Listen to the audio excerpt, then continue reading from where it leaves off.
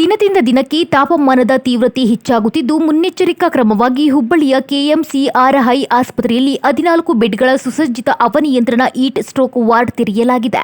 ಆ ಕುರಿತು ಒಂದು ವರದಿ ಇಲ್ಲಿದೆ ನೋಡಿ. ಹೌದು, ಧಾರವಾಡ ಜಿಲ್ಲೆಯಲ್ಲಿ ಶೆಕೆಯ ಜೊತೆಗೆ ಬೀಸುತ್ತಿರುವ ಬಿಸಿ ಗಾಳಿಯು ಮಕ್ಕಳು ಮತ್ತು ವೃದ್ಧರನ್ನ ಹೈರಾಣಾಗಿಸಿದೆ.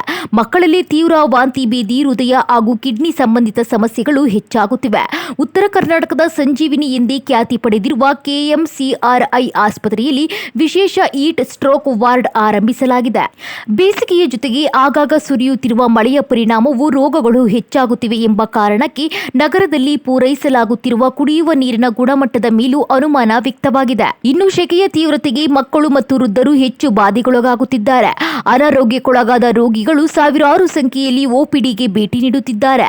ವಾಂತಿ, ಭೇದಿ, ಚರ್ಮ ರೋಗಗಳು ಹಾಗೂ ಡಿಹೈಡ್ರೇಷನ್ ಪ್ರಕರಣಗಳು ಹೆಚ್ಚಾಗಿ ದಾಖಲಾಗುತ್ತಿವೆ.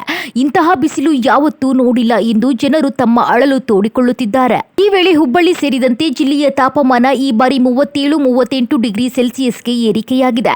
ಸಾಮಾನ್ಯವಾಗಿ 32-33 ಡಿಗ್ರಿ ದಾಖಲಾಗುತ್ತಿದ್ದ ಪ್ರದೇಶದಲ್ಲಿ ಈ ಬಾರಿ ತೀವ್ರ ಬಿಸಿಲು ಜನಜೀವನವನ್ನ ಅಸ್ತವ್ಯಸ್ತಗೊಳಿಸಿದೆ. ಇಂತಹ ತಾಪಮಾನದಲ್ಲಿ ಹೆಚ್ಚು ಹೊರಗೆ ಓಡಾಡುವವರಿಗೆ ತಲೆನೋವು, ಸುಸ್ತು, ನಿಶಕ್ತಿ, ಚರ್ಮ ತುರಿಕೆ ಹಾಗೂ ಜ್ವರ ಕಾಣಿಸಿಕೊಳ್ಳುತ್ತಿದೆ ಎಂದು ವೈದ್ಯರು ಎಚ್ಚರಿಸಿದ್ದಾರೆ. ಒಟ್ಟಾರೆ ಬಿಸಿಲಿನ ತೀವ್ರತೆ ಹೆಚ್ಚುತ್ತಿರುವ ಹಿನ್ನೆಲೆ ಜನರು ಮುಂಜಾಗೃತಾ ಕ್ರಮಗಳನ್ನು ಪಾಲಿಸುವುದು ಅಗತ್ಯವಾಗಿದೆ. ತಾಪಮಾನವು ಜಾಸ್ತಿ ಆಗ್ತಾ ಇರೋದ್ರಿಂದ ಟೆಂಪ್ರೇಚರು ಈಗ ಸದ್ಯ ಇಲ್ಲಿ ಹುಬ್ಳಿಯಲ್ಲಿ 36, 37, ಕೆಲವೊಮ್ಮೆ 38ರವರೆಗೆ ಹೋಗಿರುತ್ತೆ. ಇದಕ್ಕಿಂತ ಜಾಸ್ತಿ ಆದರೆ ಇದರಿಂದ ಕೆಲವೊಂದು ಆರೋಗ್ಯ ಸಮಸ್ಯೆಗಳು ತಲೆದೋರಬಹುದು.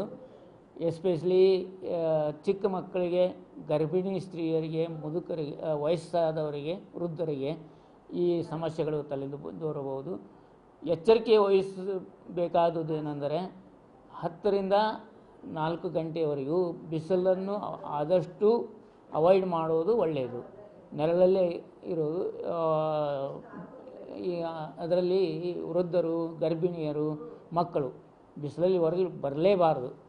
ಅವರು ನೀರು ಚೆನ್ನಾಗಿ ಕುಡಿದು ತಮ್ಮ ದೇಹದ ನೀರಿನ ಅಂಶವನ್ನು ಸರಿಯಾಗಿ ಇಟ್ಟುಕೊಳ್ಳಬೇಕು.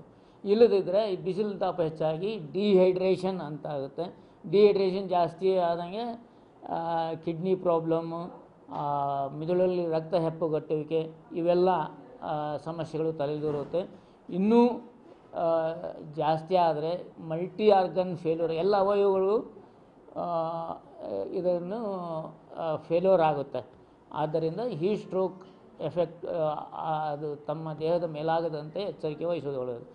ಇದರಿಂದ ಮುನ್ನೆಚ್ಚರಿಕೆ ಕ್ರಮವಾಗಿ ಕೆಎಂಸಿಆರ್ಐಯಲ್ಲಿ ಒಂದು ವಾರ್ಡನ್ನು ಈ ಹೀಟ್ ಸ್ಟ್ರೋಕ್ ರೋಗಿಗಳ ಸಲುವಾಗಿಯೇ ಮೀಸಲಿಡಲಾಗಿದೆ.